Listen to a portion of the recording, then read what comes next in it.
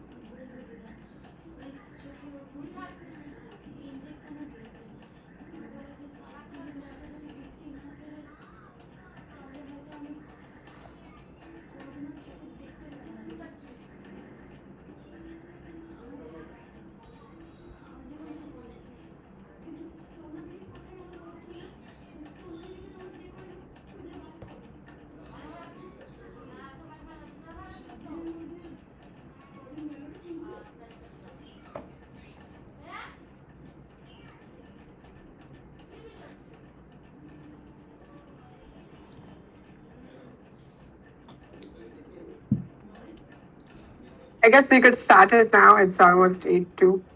Yeah, I think we should start it now. Cool, guys. So, yeah, welcome to the stream. To- Today is an extension of the fundamentals event that we had in last week. We'll be today talking about more in depth about some elements that we introduced in the last event, and it's a demo. So, yeah, it would be pretty interesting. Handing over to you, Kanishka. Yes. So I guess it would be if you have watched the last stream, this would make a lot sense considering what we learned in the last one. But I guess before we jump into what we're going to do today, let's introduce ourselves. How about you go first, Amit? Yeah, sure. So, hi guys, I'm Amit. I'm an iOS developer and in WWDC scholars. So, yeah, I pretty much dabble around iOS frameworks and UI elements. That's about it. You can find me on Twitter, LinkedIn, any social media where I could share my, a little knowledge that I learned about iOS. So, yeah, that's about that. I'm also an tech editor at Swift Anytime. So yeah, look out for the dope articles you're gonna see on the website. Okay, towards you, Kanishka. Yes. So I'm like Amit. I'm also a iOS developer. I've been doing it since few years, and I'm also a scholar.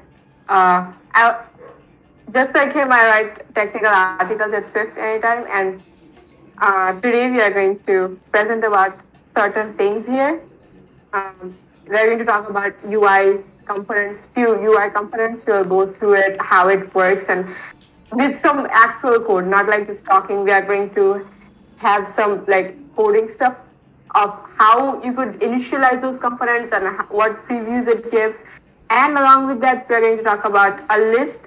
Like we are going to build an app like right here on the screen with Xcode, a project from scratch, which demonstrates the use of list and observable objects and how it works together. And that like we would build like a basic list app like right under 100 lines of code. So that's going to be cool. So let's move on with the UI components. So the first one we're going to talk about like the images. They're Yeah. pretty cool, Hi, and Kanishka. I guess it's a very inevitable part of the process Hey, since Kanishka. it's Sorry for interrupting, okay. but I guess the screen that you were presenting it's the wrong one because I can see only the first slide. Yeah. Right. Let me reshare.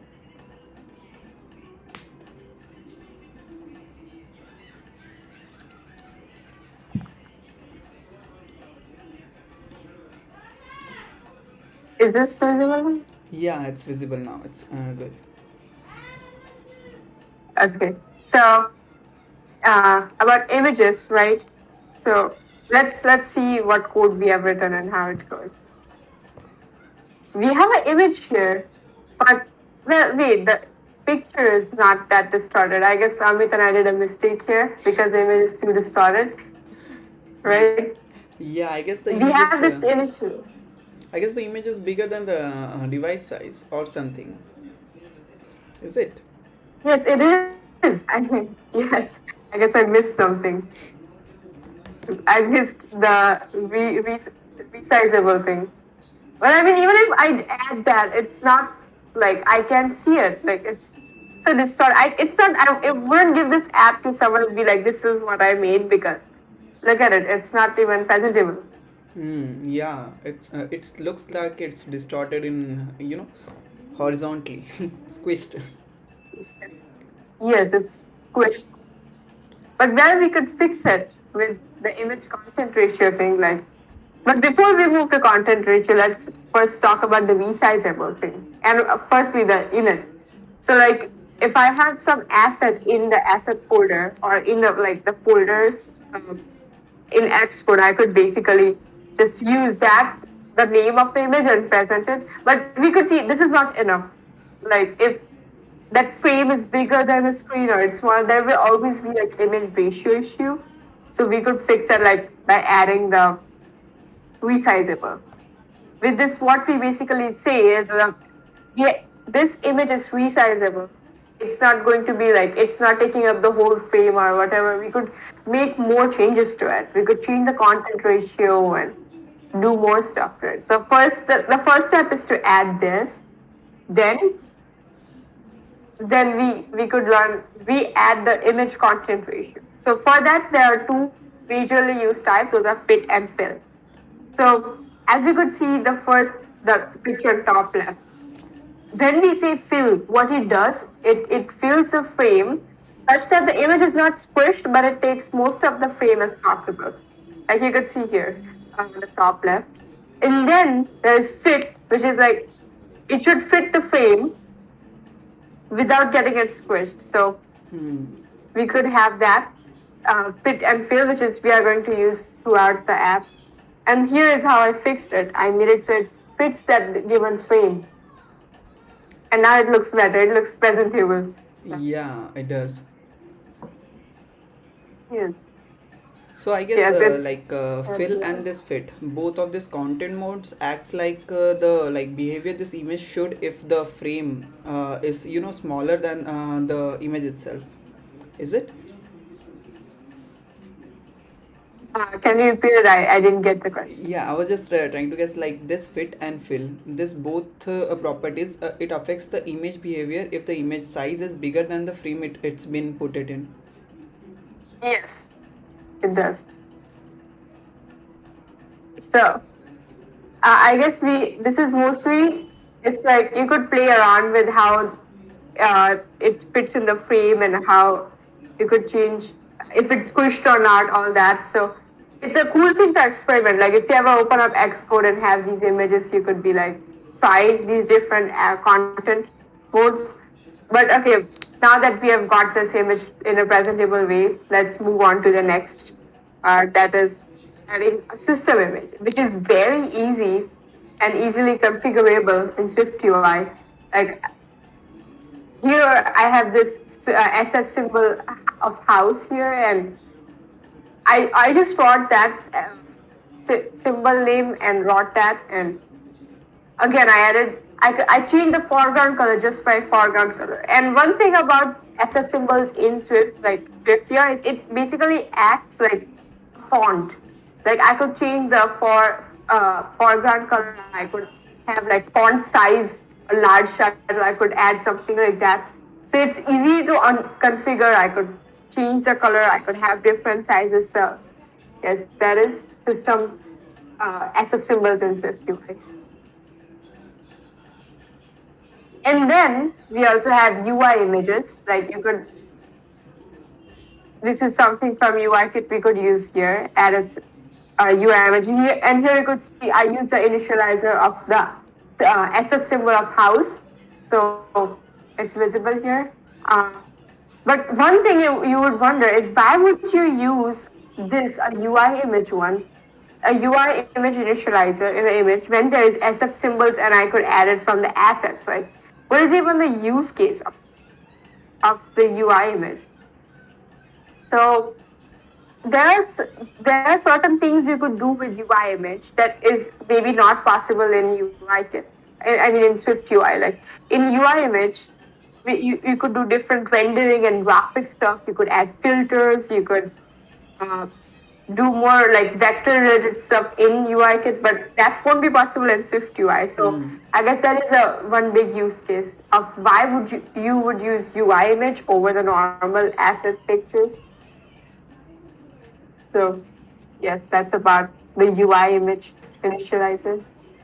I guess that's very convenient that SwiftUI does provide direct bridge to UI images.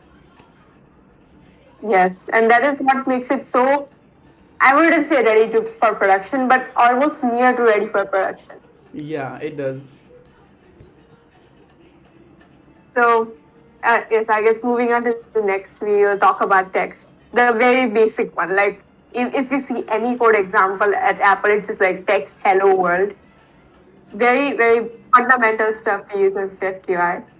I guess one thing we largely rarely seen people using it, it's that the text concatenation. Like I could add two text with different style modifiers and it would give me that result. Like you could see here, I have text hello with just different attributes, different color. It's brown, it has large title, and it's italic. And I have different text, which is like it's bold and it has red color and it has like title font attributes. Now, in UI kit, if this we are using this, we would have to go for like attributed string, that NS attributed string and stuff. But in SwiftUI, it makes it really easy by this computation. And along with that, you could also add like font weight to it. It gives you the bold and italic one. Pretty easy to use. And if you're not satisfied with the bold one, what you could go for is font weight and go for like pick one from several other font weights you have. Yeah. So that's about text. Then we have button, right? Button in SwiftUI.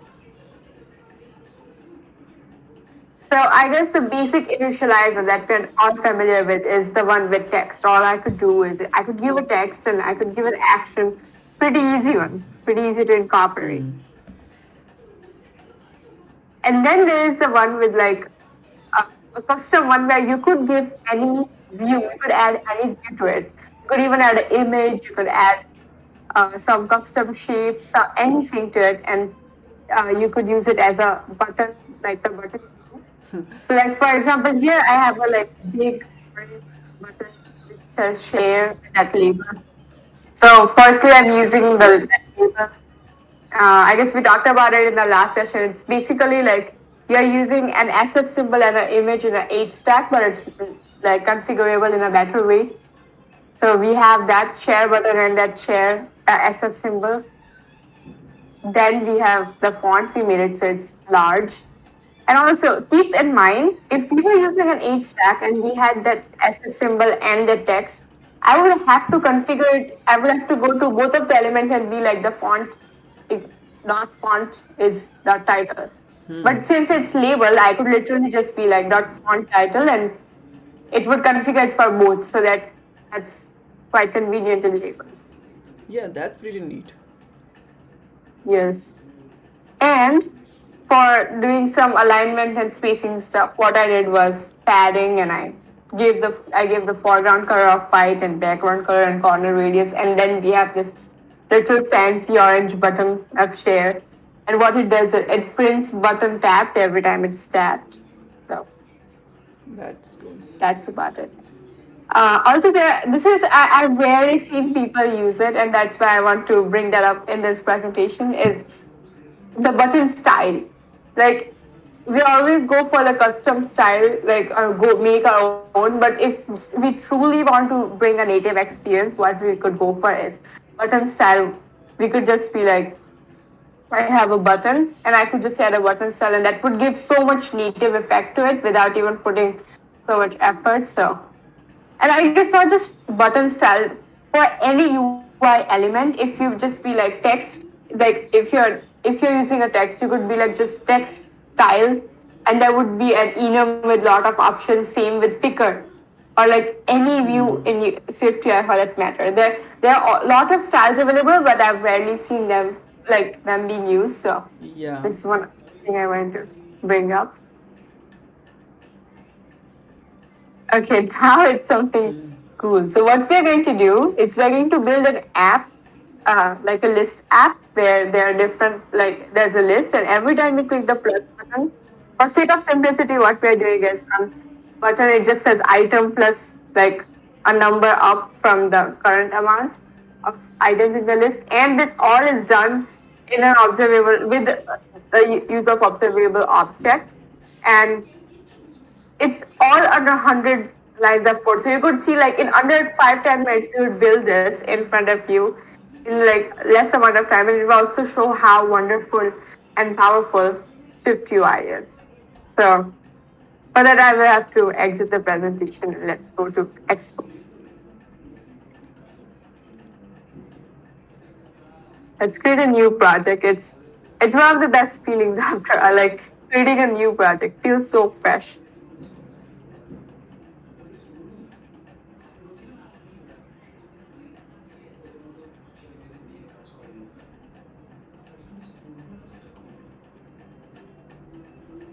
Okay, so let's start.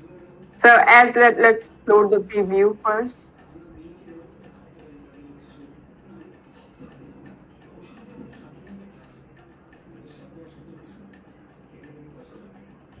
And also let's change the device to like 12 Pro Max. So it's better.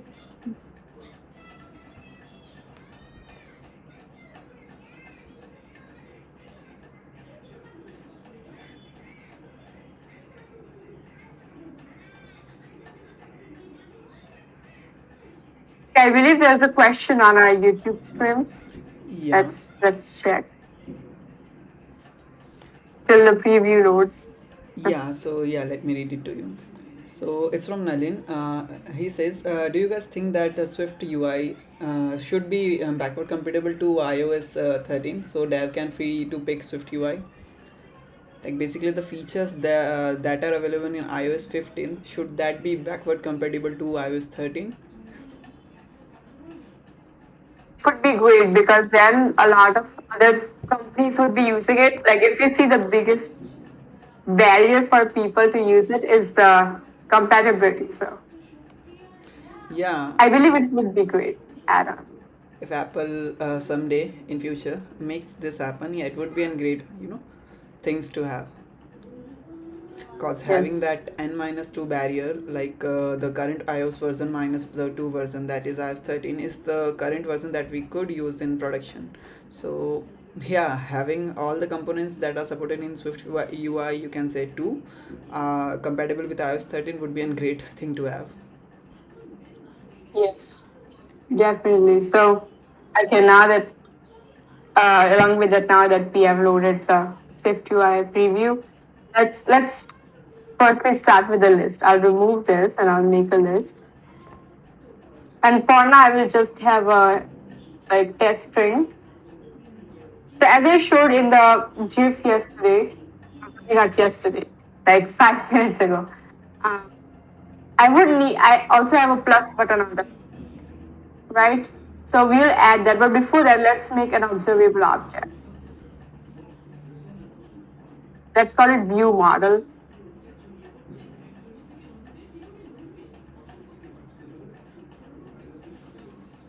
And here we will have a uh, published variable which will have an array of string. I guess Amit could say where we are going to use it. Yeah, sure. So we are creating an kind of observable model where we'll have an array of string, which will be basically our item that will be populated on our list. So Kanishka will show Yes, you how and you guys can use observable object to kind of make changes on that object, and that get automatically reflected to your SwiftUI views. like here, I will do observed object, observed var, and that would be the view model we declared above. So we will save that, oops, view model. I guess for that I would need to import combine. Let's do it for the safety. I don't want that. Some object doesn't load. So here we have that. Let's go for each and loop through view model dot items. And here we have the ID of self. And what we will do is we will loop through it and be like text is, we would have a text with the content of that items in that array. So that's what we are doing right now. So we have the initial setup. Now let's move to the next feature. That is the plus button on the top. And when I click on it, it will add an item to this items array. So for that, for the ease, right now, let's have a navigation view. So I could use the navigation by items thing and add an item. So what I would do is toolbar, and I would add a button. And I guess we learned about it right now. We are using the custom initializer here. So what I will, yes, Abhi, did you say something? Yeah, I guess the toolbar is at the wrong place.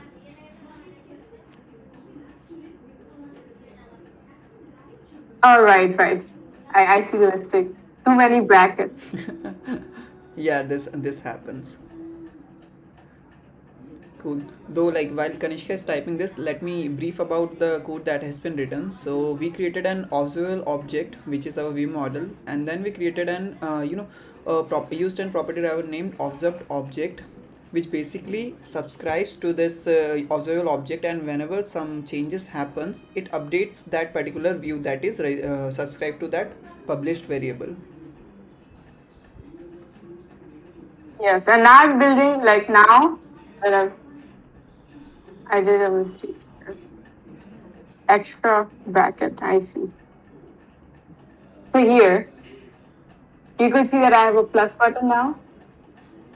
But let's add, like, it doesn't do anything, right? If I click plus, it doesn't do anything. So first, let's construct a function in view model, which would add an item to it. So like append.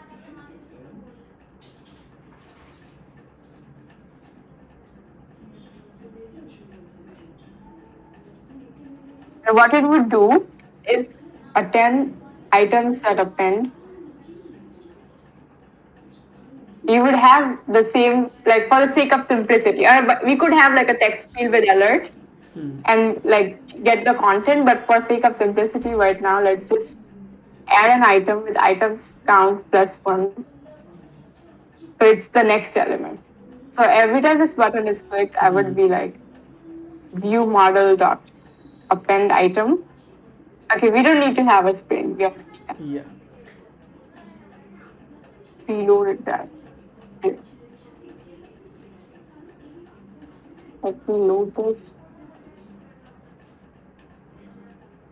So we could see this is added, but this looks quite like it's not. It doesn't have animation or anything. So that's what we'll do is we'll have like with animation.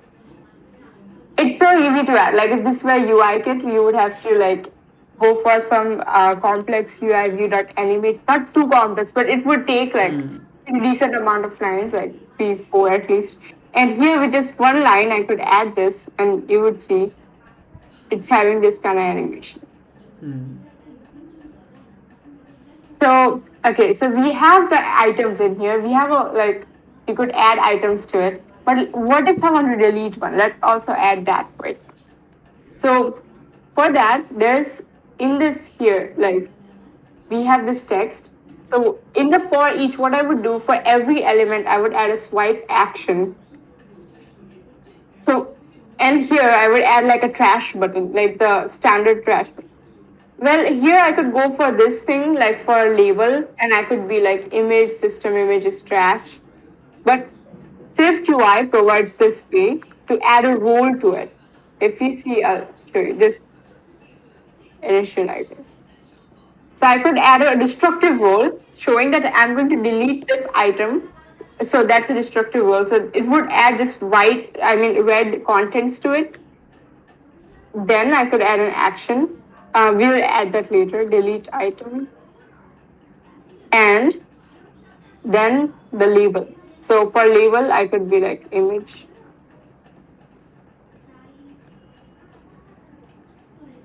So here you could see we implemented that trash, like that swipe action pretty easily. Now let's work on the delete. Like if I click it right now, it's doing nothing. So let's add like a delete action. Delete or remove item.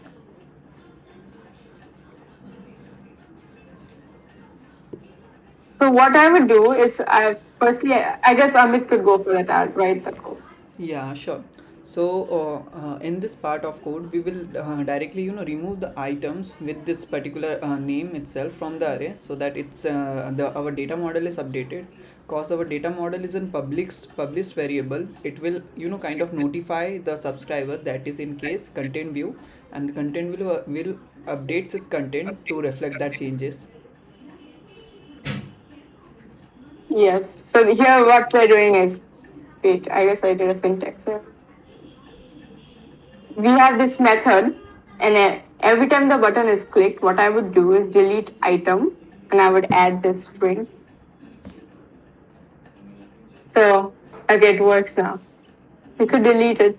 So we made this thing, this app where there's a list, there are items. We could add it. We could delete it. We delete the item here, and all this under like what, almost 50 lines of code. Yeah, it's pretty amazing. Also, like I would Yes. like to talk about some couple of things. So one of them is mostly about observable objects. So if you guys can understand seen this, so we have an only one object. So every observed object, what it does, it subscribes for every published object that class contains. For this scenario, we already only have one, that is items. Whenever that items or whenever that variable which is marked with published property wrapper get changed or modified, it notifies the subscriber, which is in our case content view, and content view then call its body property and reflect the changes with the animated way. So that's how observable objects works hand in hand with Swift UI to provide us this neat kind of solution. Yeah. I mean, it's really powerful, Yeah, to say the least.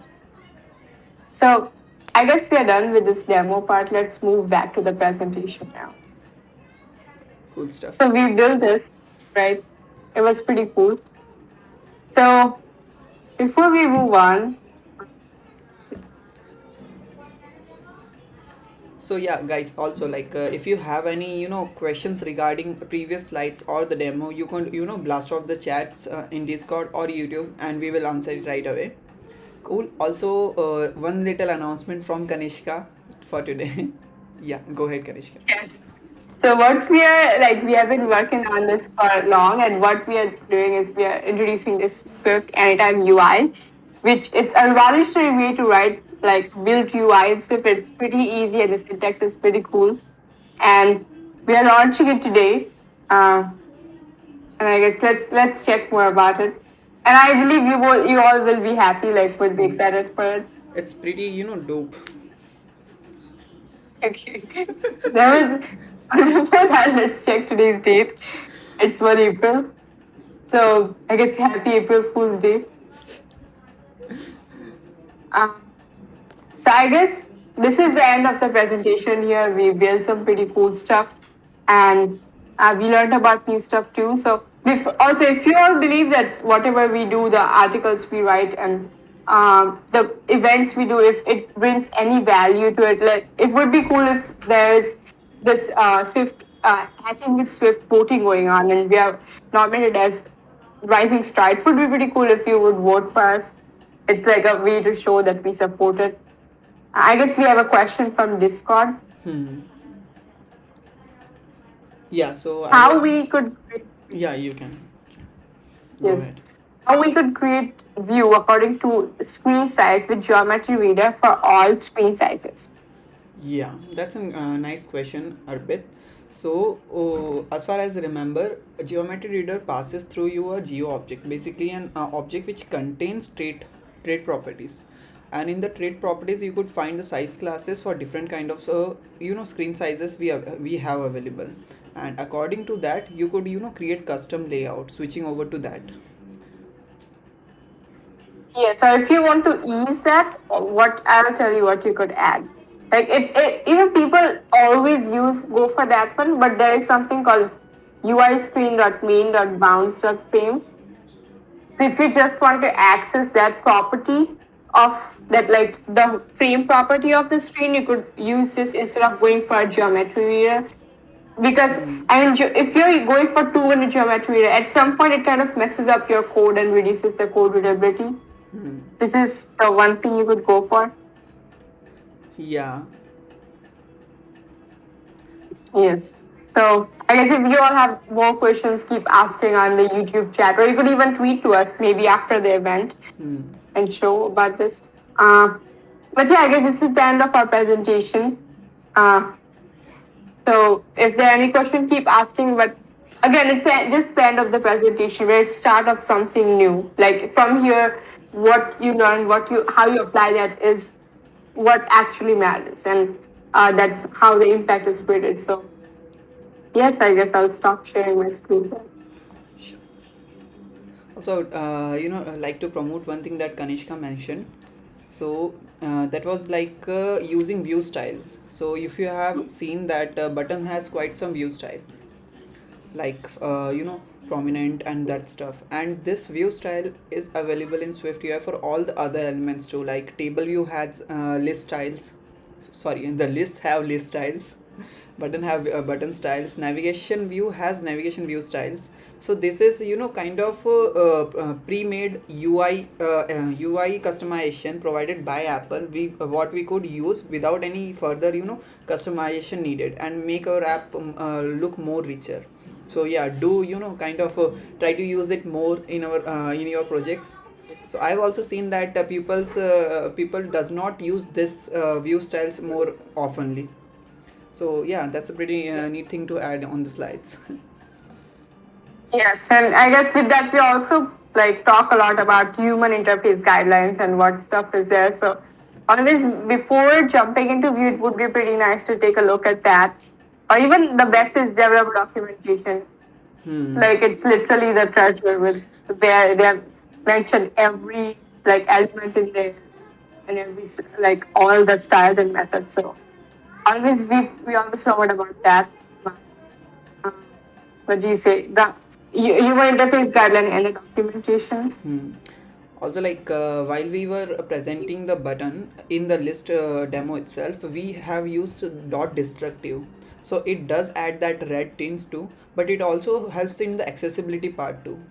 So it does, when the what talk mode is on. I forgot the name of the exact feature which Over. voiceover. Yeah. So when voiceover is on, it can indicate the user that this action is a destructive action, and it could mean deleting something. So Swift UI has this kind of built-in accessibility features that you can leverage to make your app more accessible. Yes, more Apple promotes it more. So like if you end up putting that on App Store, it's more likely, I guess, if there's to maybe get featured. If there's exact other app like that, and but yours have accessibility features, they would promote it more. Yeah. But yes, I guess with this, I'll just put in the Google Forms thing here. So you could go and maybe vote and support Swift anytime if you feel like that. Uh, but yes, I guess with that we can wrap up the session. We are going to conduct more in future. We have some pretty cool stuff coming this month, especially if you all are a student. Uh, so yes, I guess keep learning and let's meet in the next event. Hmm. Yeah, guys. Also, like I have seen like most of the folks on Discord recently joined due to the live stream. Do communicate with other folks at the Discord channel and try to make it more alive, and maybe build something together.